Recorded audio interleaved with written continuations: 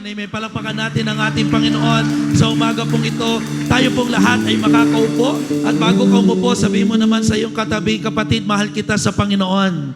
Amen. Good morning, sister. Good morning, brother. Are we excited to listen to the Word of God? Welcome po muli to our 10 a.m. service. I'm Pastor Mark.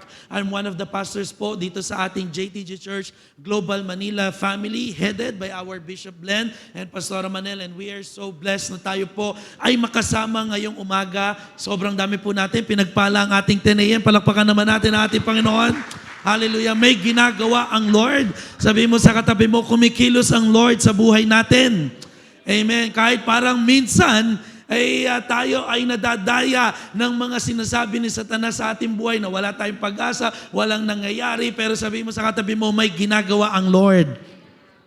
Amen. So pag-usapan po natin sa umagang ito, in Proverbs chapter 18, verse 17. Proverbs chapter 18, verse 17. Sabay-sabay po nating basahin. 1, 2, 3, go. The one who first states a case seems right until the other comes and cross-examine. Ang ganda naman.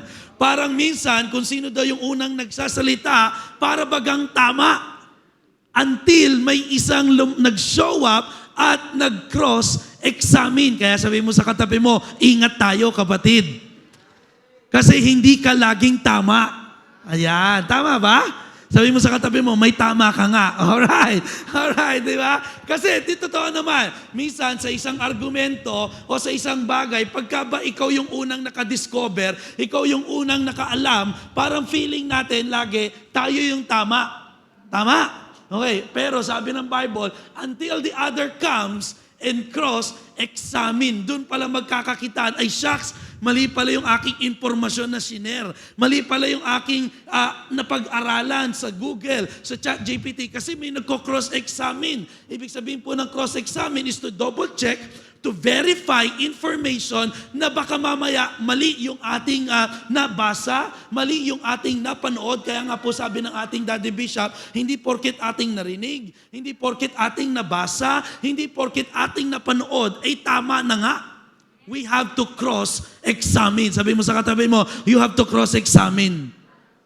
Parang isang post na ito, couple of days ago, na biktima rin ako kaya kin-cross-examine ko. Kasi dahil si Stephen Curry po ay hindi na belong sa Under Armour, nagkaroon na siya ng sneaker, nasa sneaker free agency na siya. Ibig sabihin, any brand of shoes, pwede na siyang mag-sign up kasi nag-part ways na siya sa Under Armour. Nagulat ako nung nakita ko to. Ang suot na daw ni Stephen Curry ay Air B9.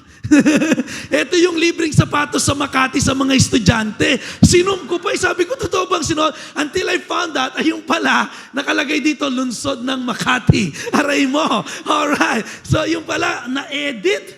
No? Kasi nga, kapag hindi ka nag-cross-examine, maniniwala ka na lang na yung sapatos ni Stephen Curry nasa sari-sari store na. Meron pa ako nakita no? Lalabas na daw yan sa night market sa Divisoria, yung Air B9. Hanapin nyo na lang, okay? So, kasi nga, pag hindi ka nag-cross-examine, pag tinignan mo in a single picture, uy, oo nga no, suot ni Stephen Curry, hindi mo napansin, edited by AI. O, sino dito? Aamin na biktima ka na ng fake news. O, may shiner ka, hindi ka nag-verify, fake news pala. And you know what? The good thing is, hindi ka nag-iisa. Because according to survey, 86% of Filipinos, hindi lang pala Filipinos, but 80% of the people worldwide are being duped or are being fake news. Na napaniwala nila na sila ay nag-share, naniwala sa isang bagay na hindi pala totoo. Kaya sabi mo sa katabi mo, we have to cross-examine. Kasi may price tag or may halaga kapag ka nagkamali ka sa isang bagay na pinaniniwalaan natin. There's a price tag. Pasok ko lang yung series natin about price tag.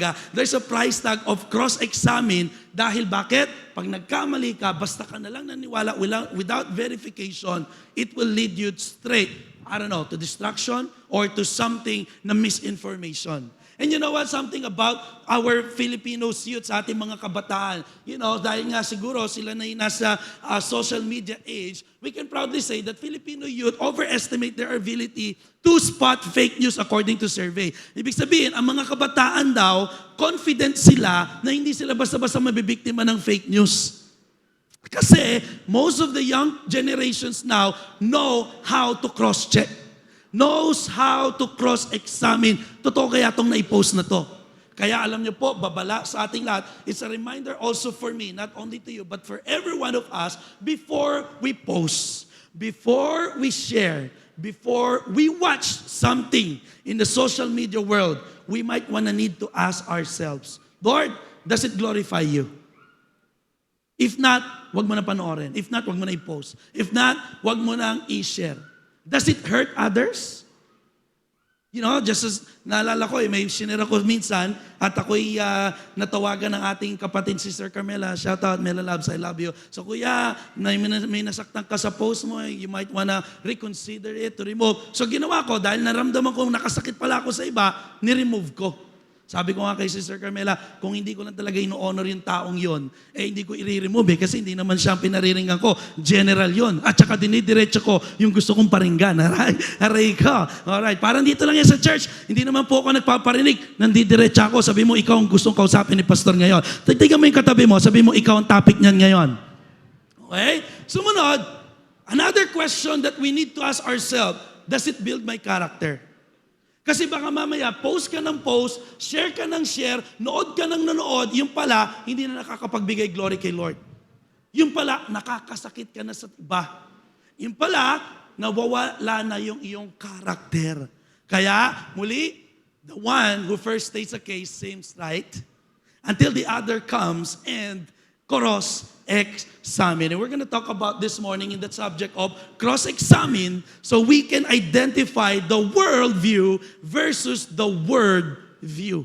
There's a difference. Magkatunog, world and word, pero ano nga ba ang sinasabi ng Biblia patungkol sa views ng world? Because you know what? The truth here in this earth, you can choose to believe whatever you wish.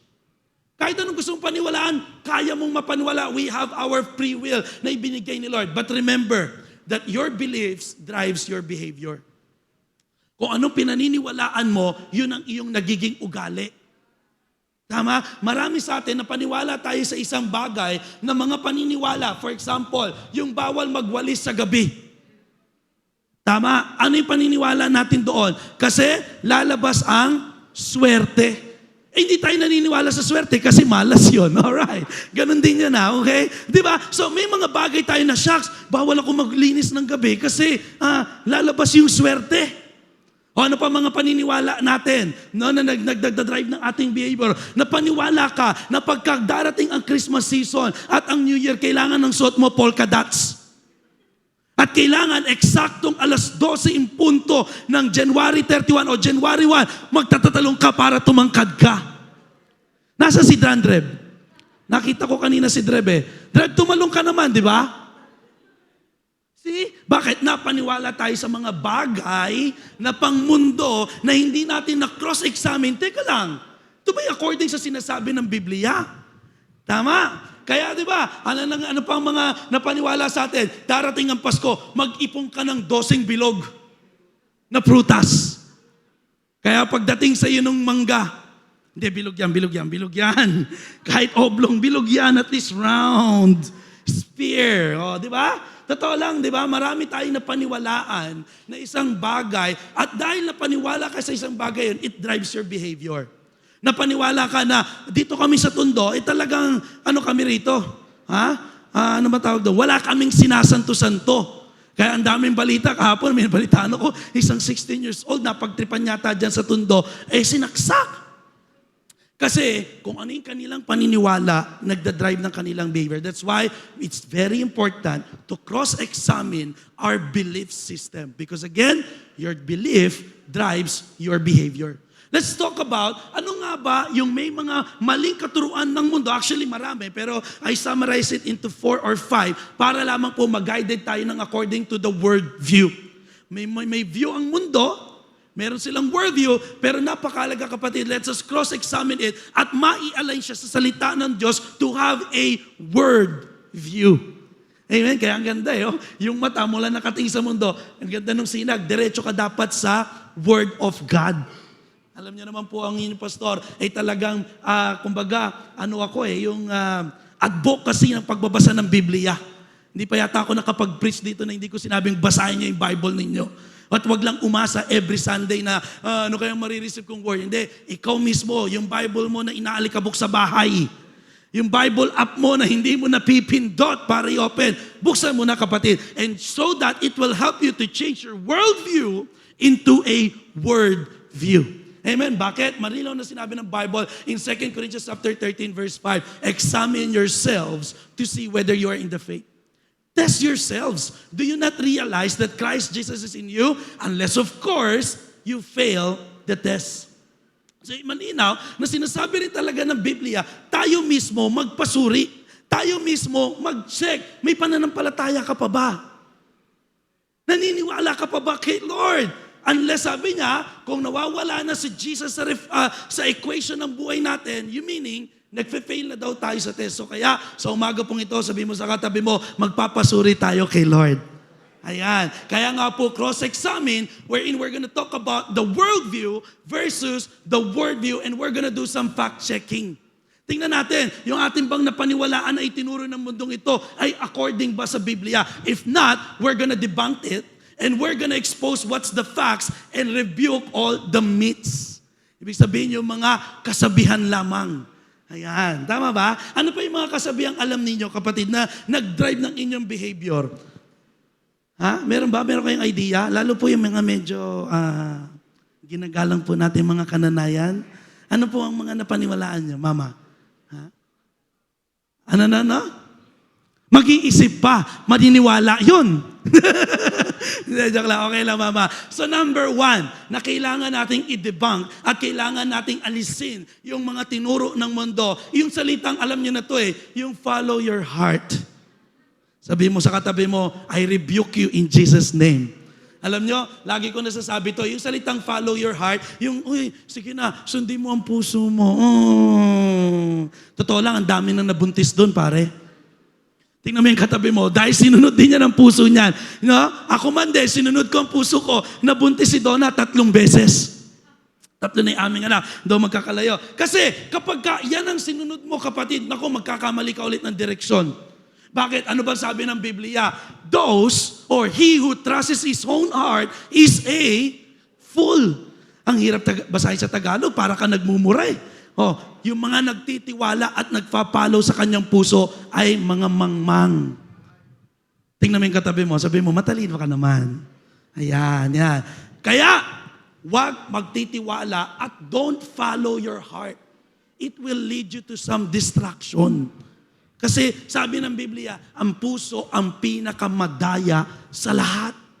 Sabi ni Jeremiah, sino makakapag-testify ng puso? Napakadaya niyan. In fact, marami sa atin, tayo mismo napapaniwala ng sarili nating kasinungalingan. Tama ba? O ako lang ang sinungaling dito. Yan na naman kayo, ayaw niyong umamen So ako na naman ang masamang tao rito. Tingnan mo yung katabi mo, sabi mo, umamin ka na. Yan. Medyo kakausapin ko kayo, magtatawag nga ako ng pangalan, bababa ako, ha? Ayaw nyo mag-si-amen. Okay, sumunod. Sabi ng Deuteronomy chapter 13 verse 4, kung meron ka daw ipa-follow, hindi ang puso mo, kundi, basahin natin, 1, 2, 3, go! It is the Lord your God you must follow and you must revere. Keep His commands and obey Him and serve Him and hold fast to Him. So sino dapat ang i-follow? Mama? Si Lord, hindi ang puso. Nag-iisip pa, naglo-loading. Ha? Herwin, sino dapat ang i-follow? Si Lord. Si Lord. Hindi ang puso. Amen? Kasi pag ang puso mo sinunod mo, kapatid, madaya ang puso. Huwag mo rin daw susundan yung sinisinta mo na ang galing mong umakting pagkatabi mo yung crush mo. Babastering ka rin yan. Kaya sabi rin, it is the Lord your God that you must follow, hindi ang puso. Ano pang sabi ni Jesus? Nung mga nagtawag si Jesus ng kanyang follower, sakita niya si Simon, called Peter, at si Andrew, sabi niya, mga disciple, follow me. You know what they did? Immediately, iniwan nilang lahat ng bagay at sumunod sa ating Panginoong Hesus. Nakita niya sa isang lugar ulit, itong si James and John, na ang sabi, they were in the boat in their father, at ang sabi ni Jesus, follow me. They immediately left everything that they had. Kasi itong mga mangingisda na ito, yung pangingisda nila ang kanilang buhay. Yun ang kanilang identity. Yun ang kanilang trabaho. At yun din ang kanilang influence. But they immediately left all of it just to follow Jesus. Kaya tanongin mo yung katabi mo, sinong fina-follow mo? Si Jesus ba o yung ating sarili? Well, I'm not here to judge you kasi pwede natin sabihin si Jesus, pero minsan hindi nakikita sa way ng ating pamumuhay. Kaya nga sabi ni Jesus, if you try to hang on to your life, you will lose it. But if you give up your life for my sake, for Jesus' sake, and for the sake of the good news, you will save it. Maraming tao, hirap na hirap maglingkod kay Lord. Bakit? Mainit dyan. Sayang oras ko dyan. May trabaho pa ako. May gagawin pa ako. And you know what? The truth is, the more nang nag-hang on ka sa buhay mo, mas lalo ka mawawala ng buhay. Pero yung mga taong nagsasacrifice, kahit walang tulog, kahit pagod, kahit galing ng trabaho, kahit stress, pinipilit maglingkod kay Lord, kapatid, eventually, you're gonna save your life. Palakpakan naman natin ang ating Panginoon. Kaya guys, alisin sa isipan na ang paglilingkod kay Lord ay sayang. Hindi. Sayang ang buhay kapag hindi ka naglilingkod kay Lord. Now, am I telling you mag-full-time tayo lahat? Hindi. Kahit nasang lugar ka, pakita mong naglilingkod ka kay Lord. Pagdating sa trabaho, mag-share ka. Be the salt in light. Sa negosyo, mag-share ka. Be the salt in light. Sa school, be the salt in light. Hindi naman ibig sabihin na tayo pastor eh. Kung hindi, nasa ang mga lugar ka, hindi mo ikinakayang ikaw ay tagasunod ni Kristo. Di bali na minsan mapagtawanan ka. Di bali nang parang tingin sa ng iba, baliw. Okay lang. Kasi at the end of the day, itong baliw na to, may buhay. Ikaw na nagpapanggap na nasa katinuan pero ay maniwala kay Lord, di good luck kung magkita tayo sa langit. Meron pa namang 3 misteryo sa langit. Alam niyo ba yung 3 misteryo sa langit?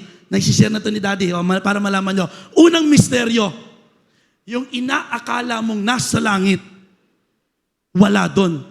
Sabi mo sa katabi mo, aray mo. Ayan ka. Ha? Pangalawang misteryo sa langit, yung inaakala mong yung una pala, yung inaakala mong nandoon, wala doon. Pangalawa, yung inaakala mong wala doon, nandoon. Nako, magugulat ka. Di ba? Naalala ko, may kinuwento ang isang pastor natin, di ko sasabihin ko sino. Pagsakay daw niya sa motor, kala niya, nakasakay na yung kanyang asawa. Sabi niya, tara na, honey or baby, umandar. Ngayon umandar siya, siguro mga 300 meters away, nagulat siya, wala pala siyang angkas. Ang akala daw niya, nag-rapture. Sabi niya, Lord, ba't ako naiwan? Ba't yung asawa ko na-rapture? Parang ang dating, dapat yung asawa maiwan. Kaka-anniversary lang nila kagabi, kaya di ko sasabihin pangalan.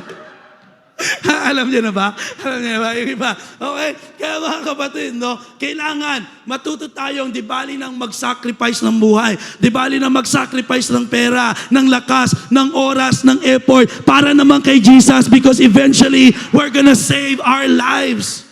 Amen. Unang debunk yon. Una natin kailangan i-review yung follow your heart. Sabi mo sa katabi mo, huwag ka na magsumunod sa puso mo.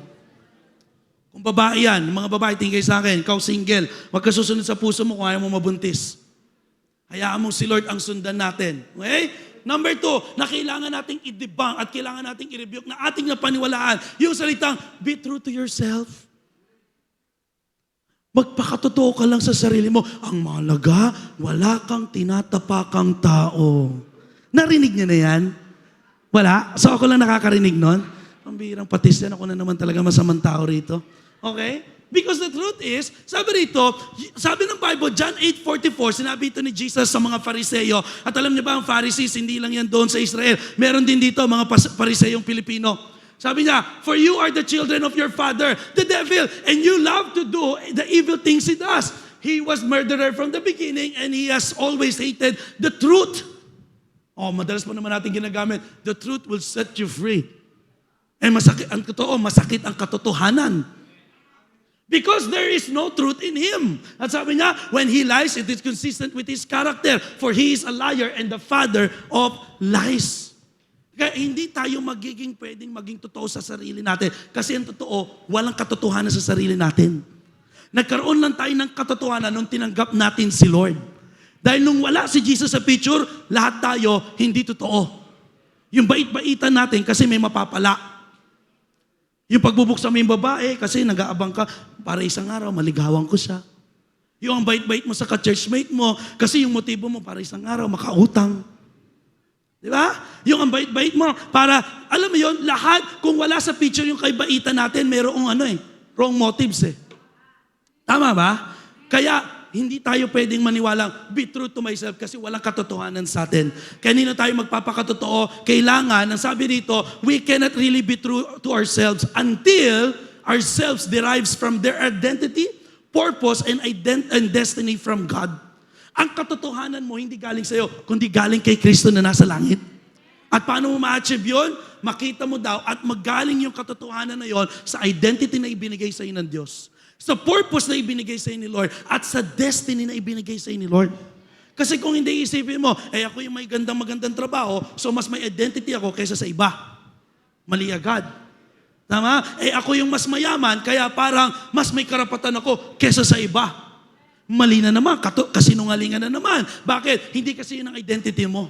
Hindi rin yun ang purpose mo. And if you want to know your identity and your purpose and your destiny in God, simple lang, you must deny yourselves. Sabi ng Bible, whoever wants to be my disciple must deny themselves, take up their cross, and follow me. Para ma-identify mo kung sino ka talaga, you have to deny yourselves. Not only to become His disciple, but also to know your full truth in your life. Hindi according to your feelings. Be true to Jesus by denying yourselves is actually where you find the truth about yourself. So kung gusto mong malaman anong katotohanan sa pagkatao mo, deny yourselves and be true to Jesus. And then, therefore, become more true to yourself. Amen? Kaya mga kapatid, lagi po tayo magpasuri kay Lord. Ako man, kinakausap din ni Lord. Kasi baka mamaya, nahihibang na rin ako sa kasinungalingan ko. Kaya kailangan, Lord, kailangan kong i-deny ang aking sarili at magpakatotoo sa iyo sapagkat ikaw ang katotohanan. Amen? Kaya sabi ng Bible in Philippians chapter 1, verse 2 to 3, chapter 2, verse 3 to 4, do nothing out of selfish ambition or vain conceit, but in humility consider others better than yourselves. Ang hirap naman yan. Gustong-gusto pa naman natin, tayo yung tanyag. Gustong-gusto natin, tayo yung pinakamagaling. Gustong-gusto natin pagdating sa argumento, pagdating sa katalinuhan, pagdating sa lahat ng bagay, gusto pa naman natin tayo yung number one. Pero sabi ni Pablo, but consider, in humility, consider mo daw yung ibang mas magaling kesa sa'yo. Wow. That's being true to yourself. Ano pa? You should look not only to your own interest, but also to the interest of others. Imagine. Tinuturuan tayong i-deny yung ating sarili na hindi mo lang titignan pang sarili, kundi titignan mo interest ng iba. Hindi mo titignan ng iyong sarili, ikaw pinakamagaling. Kundi ang titignan mo pa rin, mas magaling yung iba so that you can always have room for improvement. Ay, shucks, Lord, salamat. Marami pa akong dapat matutunan. Because the truth is, kapag hindi natin i-deny ang ating sarili at hindi tayo nagpakatotoo sa ating sarili sa Panginoon, pride tries to control and manipulate others' perception.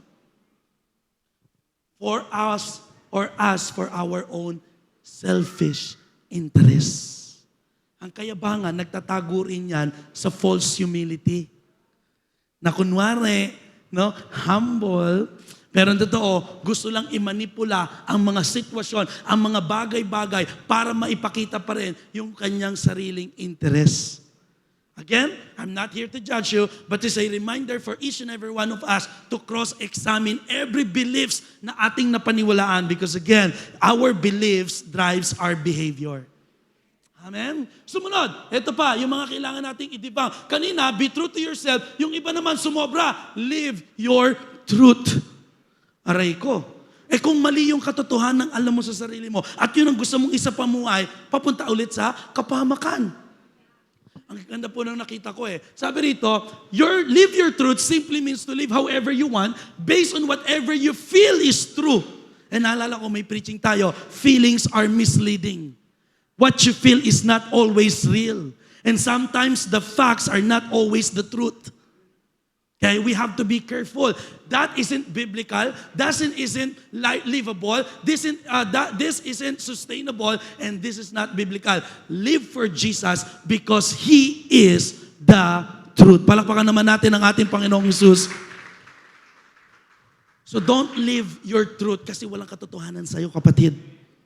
Yung mga feelings natin, mostly, misleading. Kaya, kung meron man tayong dapat isa pamuhay, walang iba kung hindi ang ating Panginoong Hesus.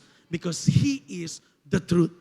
At pag pinilit mong, itong pakialam mo, pastor, ba't ka nangingilam ng buhay namin? Mahal ko siya, mahal niya ako, kahit hindi kami kasal, pakialam mo. Itong nararamdaman ko, ano pakialam mo? Di ba, ganyan naman talaga tayong tao. Ayaw natin. In fact, kaya maraming ayaw kumilala sa ating Panginoong Hesus. Because ayaw nila yung salitang Lordship. Kasi pag Lordship, hindi na ikaw may-ari ng iyong buhay. Naalala ko yung preaching nating daddy last Thursday about the price tag of Lordship to Christ. You surrender everything. May mga bagay ka ng dati gustong-gusto mong ginagawa, but you are now under the Lordship of Jesus. Kahit gustong-gusto mo, kahit ang hirap sa iyong iwanan, kaya mo nang iwanan, makasunod lang sa ating Panginoong Hesus because He is the truth. Amen ba? Kaya po, sabi ni Jesus, John 14 verse 6, alam niyo na po ito eh. Jesus answered that He is the way, He is the truth, and He is the life. No one goes to the Father except through Him. And we will know the truth, and the truth will set us free. Napakaraming truth na matatagpuan natin sa Biblia. The truth about money, nasa Bible. The truth about marriage, nasa Bible. The truth about your purity as a single person, nasa Biblia. The truth on how to, handle your family, how the way you treat your wife, the way you treat your children, nasa Biblia. All we have to do is to open that truth. Amen? Kung sa tingin mo, paano ba ako makikisalamuha sa biyenan ko? Nasa Bible yung katotohanan. Paano ba ako makakasalimuha sa aking mga kaalitan at hindi kaunawaan? Ang hindi ko kasame ng belief. The truth will set us free. All we have to do is to find it in the Bible. Kasi kung hindi, baka matulad tayo. Kapag ka masyado ka lang, alam mo yun, nag-base sa sarili mong katotohanan, baka matulad tayo sa estudyanteng ito. Tingnan nyo, ang ganda ng 1 to 8 niyang score, 0 siya. Kasi lahat ng tanong ng teacher, ang sagot lang niya, magmahal. Dahil ang tanong niya, kala ko ba hindi mali ang magmahal? Bakit 0 ang aking score? O kapag wala ka sa katotohanan, baka ganyan mangyari sa iyo. Di ba? Naku, sigurado hindi ako mamamali ni teacher. 9 times 4 equals magmahal. Minsan, ganun din nangyayari sa atin. Nakakatawa, pero sometimes we live our behavior, we live our life as if wala tayong guidance from the Word. We try to live our life according lang sa feelings, according sa opinion ng ibang tao, but not really standing for what is truth. Ngayon, may truth ka. May truth yung isa. Paano tayo magkakasundo ngayon? Let's see the Bible. Ano bang sinasabi ng Biblia? Amen? Kung nandun parehas, may Bible verse kang alam, may Bible verse din siyang alam, tingnan natin anong leading ng Holy Spirit. Remember, sabi ni Jesus, when I go up to my Father, I will leave you the Holy Spirit who will guide you in all the truth. Sabi ng Biblia, ang Holy Spirit ang mag-guide sa atin sa lahat ng katotohanan sa atin. Kaya, don't just live your truth. Live for Jesus to live the truth because He is the truth. Palakpakan naman natin ulit ang ating Panginoon. Kaya mga kapatid, if someone claims, I know God, but doesn't obey God's commandment, at marami naman nagsasabing kilala na si Lord. Tama ba? Yung iba dito, hindi nyo ba kilala si Lord? Marami. In fact, hindi pa tayo born again. Kilala na natin si Jesus na napako sa krus, na ating sinisimba tuwing sambang gabi, na kailangan tapusin natin yung 9 straight days para matupad ang ating wish. Another cross-examine. Yan ang laging challenge ko no? Yung kailangan kumpletuhin mo yung sambang gabi para matupad ang wish mo. Hindi man katotohanan. Maraming nagsasabing kilala nila ang Diyos, pero hindi sumusunod sa Diyos. Ang sabi ng Biblia, that person is a liar and it's not living in the truth. Do you want to live the truth? Obey His command. Do you want to live the truth? Read the Word of God and apply it in our life. Mahirap. Opo, ako man din po, may time na nahihirapan ako eh. Yung magpaka-humble, kahit gustong-gusto mo nang sumagot, nako, ang hirap. Lalo kapag tayo pa naman na nag-comment, medyo trending ulit sa body. Wag na yun. Alright. So, sumunod. Believe in yourself. Ayan. Isang kailangan nating i-debunk at itanggalin sa atin yung salitang, magtiwala ka lang sa sarili mo. Kaya mo yan, lilipad ka. Okay din naman sometimes, pero yung iba kasi sumusobra. Bakit? Ano ba sabi ng Bible? Those who trust in themselves are fools. Aray ko, para talaga tayo minumura ng salita ng Diyos no? Sabi niya, ang nagtitiwala sa kanyang sarili ay mangmang. But those who walk in wisdom kept safe. Ibig sabihin, yung karunungan na galing sa Diyos at huwag karunungan na galing lang sa iyo. Sometimes you have to believe in yourself kasi nasa iyo na si Kristo. Pero kung wala sa iyo si Kristo, huwag ka basta-basta maniniwala sa sarili mo.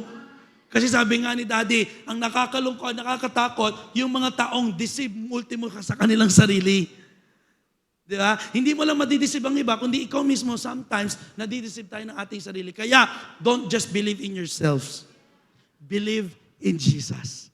Amen. Kaya pala sabi ng Proverbs chapter 3 verse 5, sabay-sabay natin basahin. 1, 2, 3, go! Trust in the Lord with all your heart. Never rely on what you think you know. Remember the Lord in everything you do, and He will show you the right way. And the good thing is, it's never too late to go back to the right way kung sa tingin mong medyo nadiderail ka.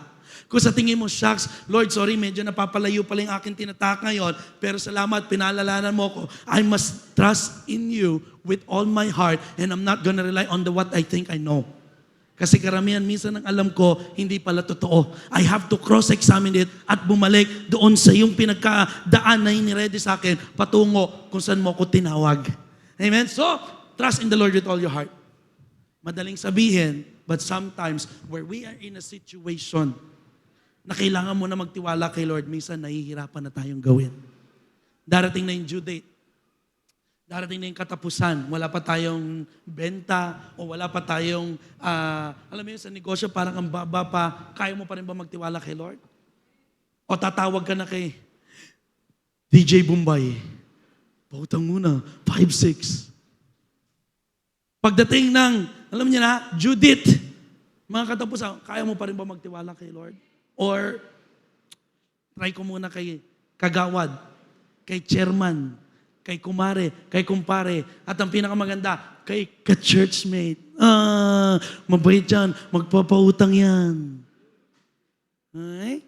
Kaya mga kapatid, higit na magtiwala sa Diyos at huwag manangan sa sarili nating karunungan. At sa lahat daw po ng bagay, unahin nating magtiwala kay Lord upang sa gayon, ibibigay at ipapakita niya sa atin ang tamang landas. Amen? Kaya, sa mga nangangamba, sa mga may takot, may agam-agam at may alalahanin, ganda rin ang sinabi ni Jesus in John chapter 14 verse 1, do not let your hearts be troubled. You believe in God, believe also in me. Sabi ng ating Panginoon Jesus, huwag ka masyadong mag-alala. Huwag ka masyadong mangamba. Alam ko may mga bills. Alam ko may mga takot. Alam ko maraming ibinibigay ang kaaway sa atin, lalo sa mga magulang, sa mga may negosyo, may trabaho, nag-aaral kung makakapagtapos. Just simply put our faith and trust in the Lord. Tiwala lang kapatid, naniniwala tayo sa Diyos, maniwala rin tayo sa ating Panginoong Jesus na siya nagsabi, hindi niya tayo iwan ni pababayaan man. Palakpakan naman natin si Lord. Come on, somebody. Kasi He deserves it. Siya lang yung may nangangako sa atin na sa kabila ng ating kawalan ng pananampalataya, in the season of our being faithless, God remains faithful. Grabe naman si Lord. Sa kabila ng hindi natin pagiging tapat, ang Diyos ay nananatiling tapat. Kaya anong dapat nating ipangamba? Nagkamali man tayo, nadapa man tayo, pero kaya natin muling magtiwala. Ama, kailangan ko lang kapalan ng aking mukha para muling maniwala sa iyo at maalis yung trouble ng aking puso. Buong puso maniwala sa ating Panginoon. And last na kailangan nating i-debunk. Yung bilis ko mag-preach ngayon Praise God, excited na yung ibang umuwi. Kala nyo lang, 5 pagtatapos to. Sumunod, na last natin kailangang i-debunk sa ating sarili, na maaaring napaniwalaan natin, lalo yung ating mga kabataan, yung salitang, you only live once. subukan mo nang makipag-sex kahit hindi kasal. You only live once. Para pagdating ng kasal, alam mo na kung compatible na kayo. Who told you that? Kasi sabi ni Jesus, sabi ng Bible in Genesis, God made a helper to Adam, ginawa niya si Crete, that is suitable for him, not compatible.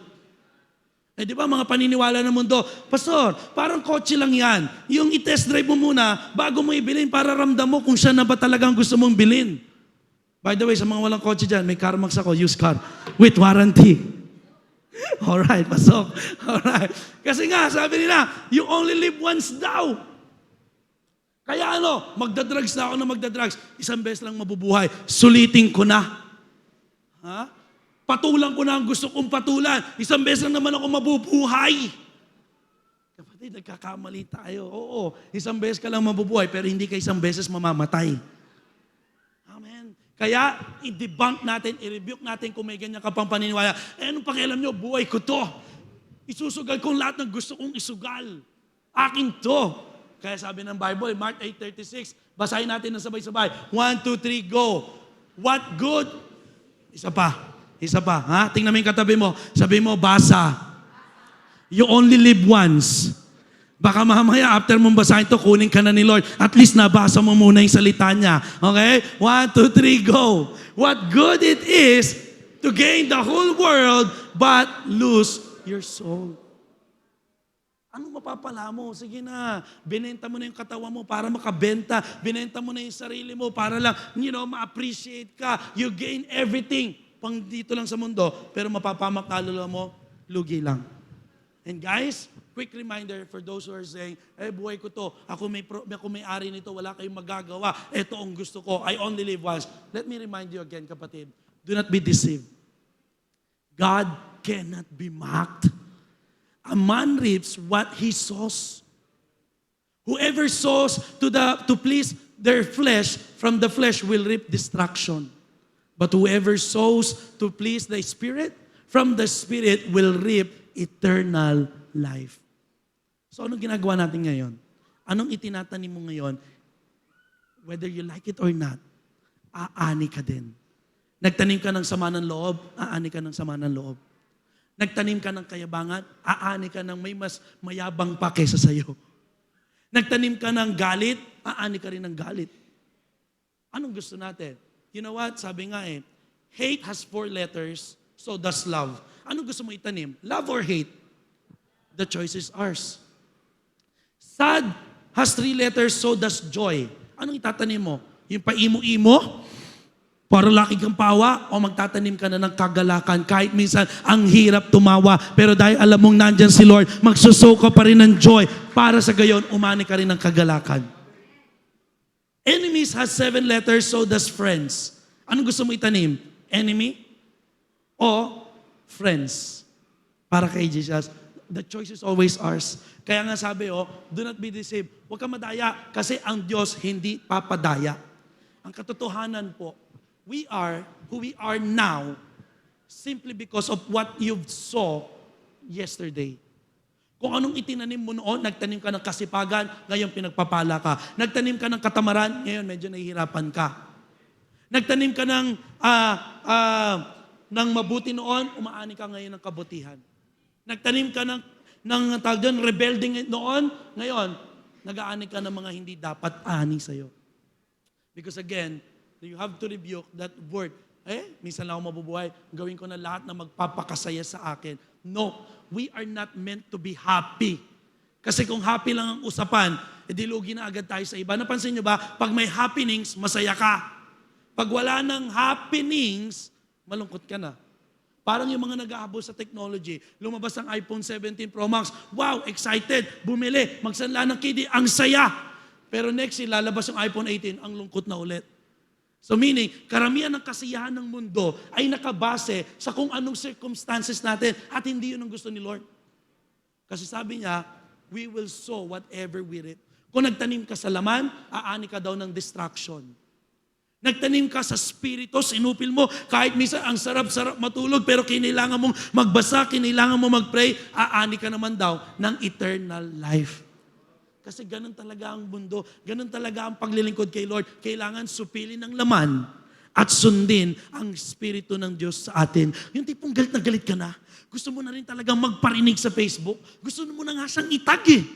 Pero dahil, Lord, kailangan kong supilin ang aking laman, magko-comment na lang ako. Hindi. Wag naman gano. Kailangan, magpapatawad na lang ako, Lord.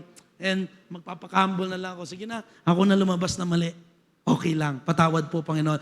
Para sa gayon, sinusupil mo ang iyong sarili para mag-grip ng eternal life. Amen? Because the truth is, we must do what glorifies God and not what makes you happy. Kasi naturo sa atin ng mundong ito, do what makes you happy. Tama ba? No. We must do what glorifies God. Ano sabi ng Bible? Whether we eat or drink, we must do it all for the glory of God. Kaya nga, ang ganda po nitong quote na to, those who born once will die twice. But those who born twice will die once. Anong ibig sabihin dito ni Pastor Chuck Missler?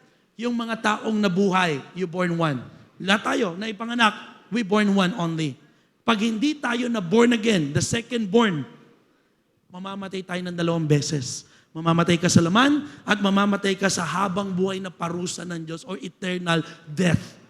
Pero, yung mga 2 beses na buhay, na ipanganak sa laman at na ipanganak sa spirito na born again. Kaya nga po, ang pagiging born again is not being in a religion, but it's being in a relationship. At ano yung naipanganak sa iyo? Ano yung born again? Yung spiritong patay, binuhay muli ng Diyos.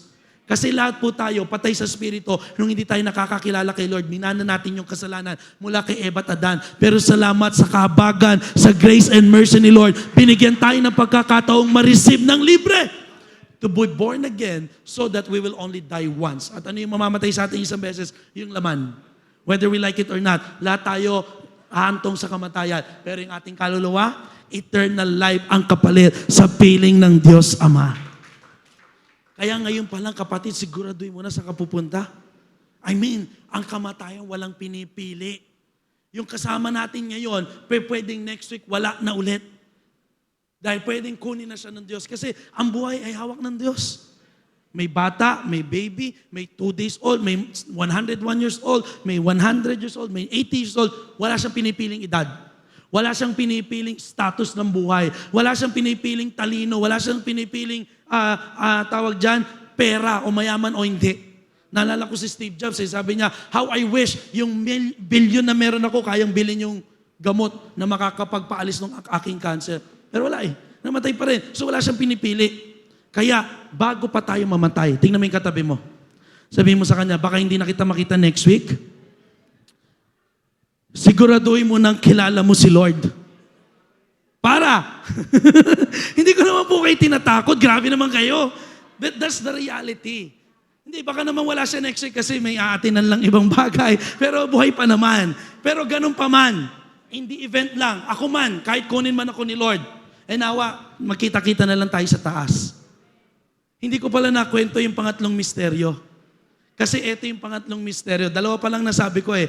Yung pangatlo, yung inaakala mong nandun ka, tapos wala ka. Sabihin sa ni San Pedro, pangalan mo, Mark Binimpo. Teka ha, wala eh. Hindi ka daw kilala ni Jesus. Nagpangaral po ako ng salita ng Diyos. Nagpagaling ng mga may patay. Active ako sa church. Wala. Sabi ni Jesus, hindi ka daw sumusunod sa Kanya. Aray mo. Ako lang yun ha. Kasi ano ka eh. Masugid kang tagasunod ni Kristo eh. Ako lang yun. Ha? Magkita-kita sana tayo doon. Hindi. Walang halang biro. Sabi ng Bible, kung pagsukatan ay ang kaligtasan, sabi ng Bible, may 2 nagigiik. Yung isa nawala, na rapture, yung isa na iwan. May 2 nasa, I think, templo or naglilinis ng tahanan. May isang nawala, may isang naiwan. So kung pagbabasihan daw yung salvation rate ng mga Kristiyano, 50% lang. Tingnan mo yung katabi mo. Tingnan mo siya. Ha? Ano ngayon? Kailangan mo mag-cross-examine.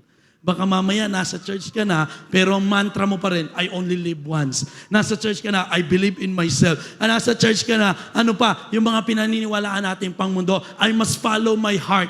Ipopost ko to. Isishare ko to. Panonoorin ko to. I must follow our heart. No. Kailangan, ngayon pa lamang po, wake up. Hindi ko po kayo tinatakot, pero yan ang talagang katotohanan na sinabi ng Biblia. Amen? Kaya, sa akin namang mga kapwa naglilingkod, ang ganda ng post ni Kuya Arman, and I ask his permission to share this, sa lahat ng mga matagal na naglilingkod kay Lord. At sa mga tagal na rin umati ng church, magandang paalala po ito sa atin. Sabi ng post ni Kuya Arman, remember, the days you're serving God purely. Maalala mo, nung panahong puro lang, walang halong kaplastikan, walang halong pag-iimbot, kundi puro lang paglilingkod kay Lord. Remember or recall the times you serve God sincerely. Because the truth is, sometimes we can be sincere but sincerely wrong. Kaya alalahanin mo, sincere ka na, purely pa, remember when you worship God wholeheartedly. Yung wholeheartedly, yung dinidisiplina mo yung sarili mo, may problema man, Lord, pero sasambahin pa rin kita. May pinagdadaanan man, ako'y magpupuri pa rin sa'yo. Alalahanin mo daw yun. Reflect on the days you followed God faithfully and think back to when you served God with purity. Recall the moments you honored God with a pure heart. No fame, no credit, no recognition, no title, just pure love for God. Tanong, kamusta ang paglilingkod mo kay Lord? Kamusta yung pag-ibig natin kay Lord? Madalas nyo na narinig sa church natin, ang paglilingkod sa Diyos ay hindi usapin ng pera. Hindi kung anong mapapala. Naalala ko po kasi last Friday, may isang pastor na nag-apply sa amin para kumuha ng kotse. I think he is in Guyong, San Jose del Monte. Nagulat ako, sabi ko, wow, laki naman ng sahod ni pastor kasi may sweldo pala sa Baptist. Nagulat ako, wow. Sabi ko, sana all. Hindi, joke lang. Hindi, pero nasabi ko talaga, pabiro, sana all. Kasi nagulat yung mga tao ko, bakit sir? Yung pagpapasa niyo po ba walang sweldo? Wala. Paglilingkod lang talaga kay Lord. Kasi yun ang tinuro sa atin ng Diyos. Yun ang tinuro sa atin ng ating bishop na ang paglilingkod, hindi usapin ng ano kaya makukuha ko. Ano kaya ang mapapala ko? Paano ang aking pamilya? Paano ang aking kakainin? Si Lord ang magsusupply. Marami naman pong naglingkod kay Lord full-time. Walang hininging kapalit, pero si Lord nagsupply. At ako, alam ng Diyos, kung ano man ang meron ako ngayon sa trabaho, kaya ko siyang iwanan kung tatawagin ako ni Lord mag-full-time na. Bakit? Hindi ako natatakot because I know God will supply our needs. Amen.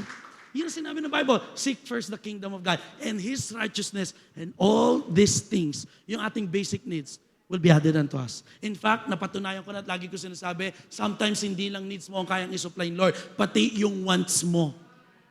Kaya you always need to cross-examine ourselves. Test ourselves. Kamusta ng pag-ibig natin? Naglilingkod pa ba tayo with no fame, with no credit, with no recognition, with no title? Kaya we must learn to live, isa sa mga favorite verse, and I'll try to live by, yung Luke 17:10. At the end of the day, after we've done yung dapat nating gawin kay Lord, hindi tayo naghahangat ng kapalit. Hindi tayo naghahangat ng credit or entitlement. At sasabihin lang natin, Lord, we are unworthy servant. Ginagawa ko lamang po kung anong pinaggagawa mo sa akin. Kasi nakakalungkot. Siguro, the more talagang tumatagal tayo sa paglilingkod, i-inject yan ng kaaway. Uy, ang tagal mo na, mas deserving ka na sa ganito. Mas karapat-dapat ka na, ikaw ang dapat ganyan.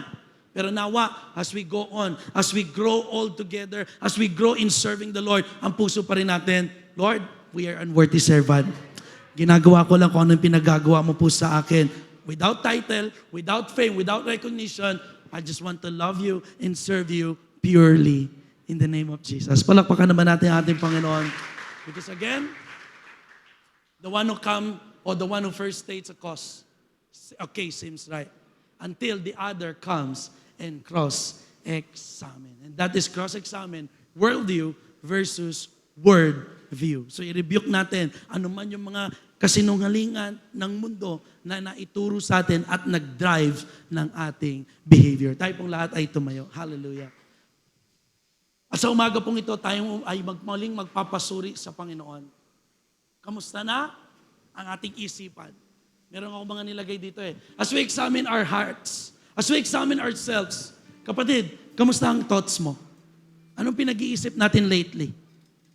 Kamusta ang ating company. Ibig sabihin, kamusta yung lagi mong nakakasalamuha? Does it help you good? O lalo ka napapalayo? How's your affection with the opposite sex?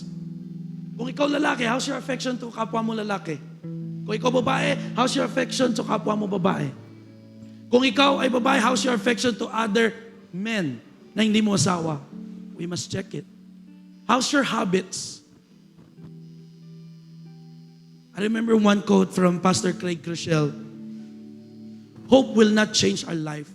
Yeah, magandang umasa tayo sa Panginoon. But hope alone doesn't change lives. You know what will change our lives? Our habits. Because who we are is the sum of the habits that we built yesterday. Kaya ikaw ay ngayon ikaw.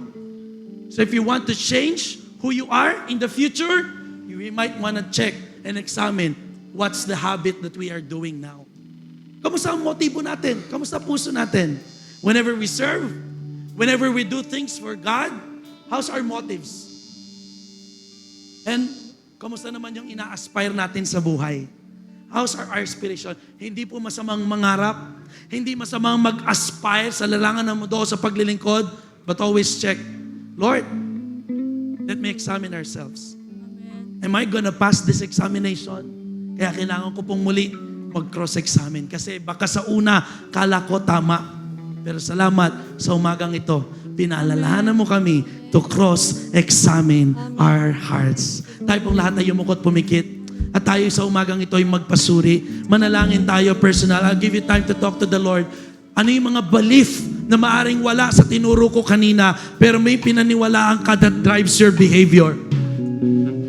I don't know, yung minsan pagiging matapang, na wala sa lugar, pagiging basta na lang makapagsabi ng salita kahit hindi masyado na pag-aaralan, tulad na nangyari sa akin. We must examine ourselves. We must cross-examine ourselves to fight the worldview versus the word view from the Lord. Kausapin natin ang Panginoon sa umagang ito. Come on. At tayong patuloy na magpasuri sa Diyos. Hallelujah.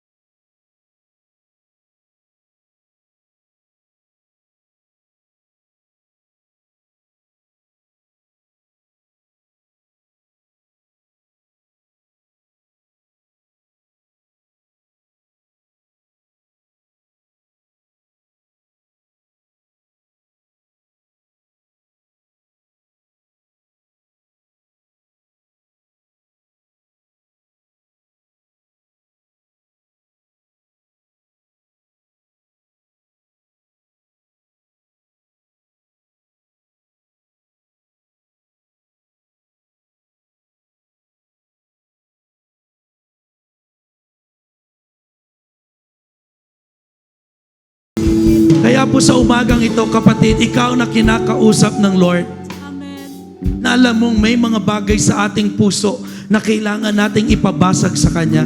May mga paniniwala tayo na nakita natin na hindi pala ugnay at tama at align sa salita ng Diyos. We are all free to repent now so we can go back to the way of the Lord. I'm not here to judge you. I'm not saying you're wrong. Kasi at the end of the day, si Lord ang nakakahigit na nakakaalam ng ating puso. Pero ikaw na alam mo, Lord, I need to repent. There's some beliefs, there's some character, there's some attitude na pinaunawa mo sa akin sa umagang ito, hindi ko na pala dapat taglayin dahil ako ngayon ay tagasunod mo na. And I have to deny myself to live your truth dahil ikaw ang katotohanan sa aking buhay. At kung ikaw yung kapatid, with all humility, can we just simply raise up our hands, showing our humbleness to God and surrendering, Lord, ako yon. May mga bagay sa puso kong naitanim. May mga bagay sa puso kong nakatago na akala ko wala nakakakita pero nakikita mo pala, Panginoon. And I want to surrender everything to you. Gusto kong magpalinis sa iyo. Amen. Wow. Thank you guys for being honest. I see those hands na nakataas. Salamat sa pagpapapasok sa puso natin ng salita ng Diyos. Let me pray for you. Heavenly Father, you see our hands, Lord. Marami po kaming bagay na karamiang naitatago sa aming puso. Kaya Ama, sa umaga pong ito, kami ay patuloy na nagpapasuri. Kami po ay patuloy na nagpapalinis. Patawarin mo po kami sa aming kakulangan, sa aming pagkakasala, sa mga behavior namin, ugali namin, na hindi po pala align sa iyong salita. At salamat, Panginoon, because you are true to your words, that you will not just forgive us, but you will also cleanse us.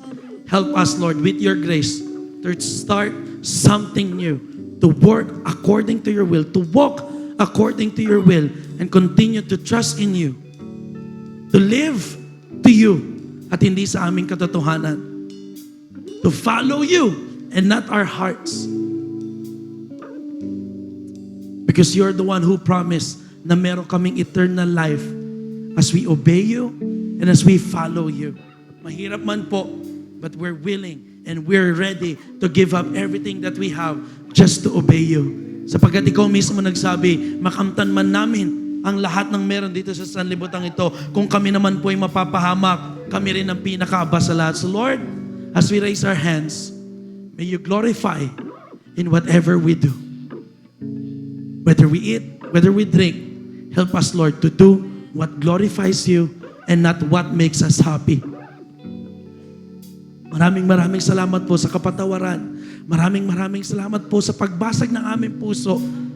We continue to repent and to start living according to you as we cross-examine ourselves. Maraming salamat po muli sa pagpapaalala sa amin ng katotohanan at walang iba kundi ikaw. Purihin ka sa pangalan ng ating Panginoong Hesus. Amen. Palapakan natin ating Panginoon. At minsan pa nating i-worship ang ating Panginoon as we end. Come on, let's continue to worship God. Hallelujah.